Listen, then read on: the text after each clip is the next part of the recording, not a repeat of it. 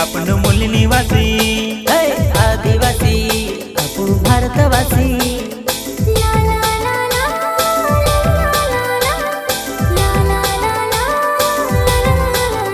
जंगलवासी मूल निवासी जंगल रखवाला आपण आदिवासी रे।